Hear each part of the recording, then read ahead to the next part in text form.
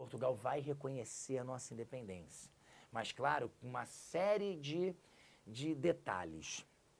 Nós vamos claramente herdar a dívida de Portugal com a Inglaterra, ou seja, nós nascemos com dívida externa, tudo bem? O Brasil nasceu, Brasil, dívida externa. Legal, muito interessante. Além disso, nós vamos aí baixar as nossas taxas alfandegárias para os países que reconheçam a nossa independência e nós não vamos interferir nos assuntos coloniais portugueses. Então o Brasil, na verdade, continua como grande parceiro econômico de Portugal, continua diplomaticamente aliado de Portugal. Porque, na verdade, o nosso principal parceiro econômico até a Primeira Guerra Mundial é Portugal. É porque hoje você enxerga, a portuguesa aqui só tem banca de jornal e mercearia e padaria, né? Não. Né? Não é bem assim. Bom, hoje talvez. Mas pelo menos até a Primeira Guerra Mundial, os grandes empreendimentos comerciais aqui no Brasil ainda eram de controle dos portugueses. Então o Brasil reconhece, nós temos a nossa independência reconhecida e começa agora um processo interno de organização. Dom Pedro I, então, né? Dom Pedro vira Pedro I, na verdade vai ser coroado imperador do Brasil.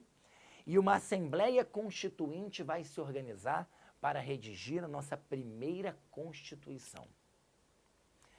Nesse momento, evidentemente, Dom Pedro está aproximado do Partido Brasileiro, não é verdade? E esse Partido Brasileiro, digamos, vai liderar a Assembleia Constituinte. Essa Assembleia, então, vai fazer uma Constituição. Vai apresentar ao imperador aí um preâmbulo de Constituição. Tal que entraria para a história como a Constituição da Mandioca. A própria Constituinte, a gente chama de Constituinte da Mandioca. Por que isso? Essa proposta de Carta Constitucional, em 1823, ela tinha ali duas características muito importantes para a gente. A primeira, limitava o poder do imperador. O imperador teria o poder executivo, porém, seu poder ficava submetido ao poder legislativo, que seria feito pela Câmara de Deputados e pelo Senado. E outra característica muito importante, os portugueses seriam alijados do processo de votação, uma vez que a votação, o voto, além de censitário, estava atrelado a alqueires de produção de mandioca.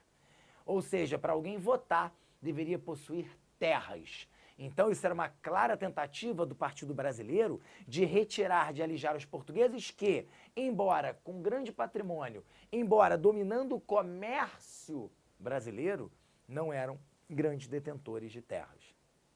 Nesse momento, Dom Pedro, então, se levanta contra o projeto. Lembro como se fosse hoje. Né? Dom Pedro, ainda durante os trabalhos da Assembleia Constituinte, falando: quero lembrar que esta Constituição deve ser digna do povo brasileiro e da minha pessoa.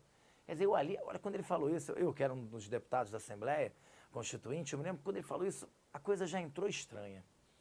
Porque, peraí, uma Constituição tem que ser digna do povo, não do imperador. O imperador, ele é um representante, ele está ali para simplesmente colocar em prática o desejo dos seus governados. Então, quando ele falou para mim ali, né, para mim, para todos nós, falou em alto e bom som, que a Constituição tinha que ser digna da sua pessoa, aquilo claramente mostrou para mim que Dom Pedro I tinha claras características autoritárias. E quando ele recebe a Constituinte de 23, né, a Constituição de 23, aquele esboço de Constituição, e percebe a partir dali que os seus poderes estariam extremamente limitados, ele não aceita. Com grande fúria, rasga a Constituição e declara que aquela Constituição não valeria para o Brasil e que ele mesmo, junto com um Conselho de Estado formado por 10 pessoas de sua confiança, iriam redigir uma nova Constituição para o Brasil. Essa Constituição ficaria pronta em março de 1824 e seria outorgada a nossa primeira Constituição, a Constituição outorgada de 1824.